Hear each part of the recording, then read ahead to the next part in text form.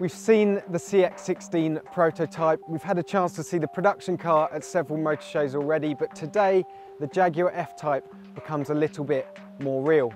Unfortunately, I'm not allowed to drive it, that comes in a few months' time, but we're here in Wales on the very roads that the car's been developed for our first passenger ride. And our pilot, well, it's Mike Cross, the chief test engineer and all-round chassis guru at Jaguar.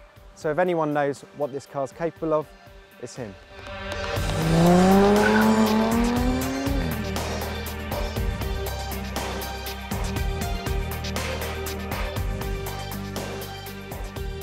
There are three cars in the F-Type range. The V6, which is 340 horsepower, passive dampers, passive exhaust, open differential.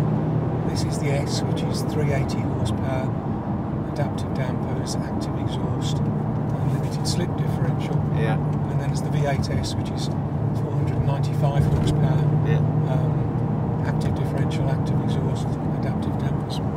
Besides the fact that it doesn't have any rear seats, obviously, what are the fundamental differences between this and the XK? They're both sports cars, but they're both very different sports cars, obviously.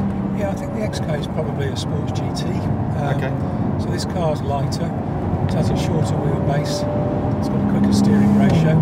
This is probably a more agile, more responsive car. I like the V6S best, which is the car we're in today. It has a really nice balance, you know, it's quick, but all the attributes are nicely balanced and in harmony.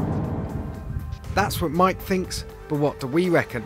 Well, after riding in both models, it's clear the 375 horsepower V6 model is aimed at keener drivers with slightly sharper reactions, while the 488 horsepower V8 model is monstrously fast, but will appeal more to those who like their fun in straight lines. Whichever you go for though, the snarling exhaust note definitely won't disappoint. Body roll is non-existent and there's a sweet balance to the car in the corners.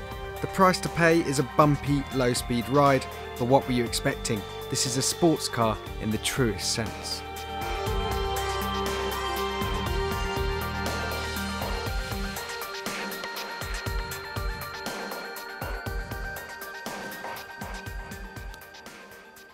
Do you know what?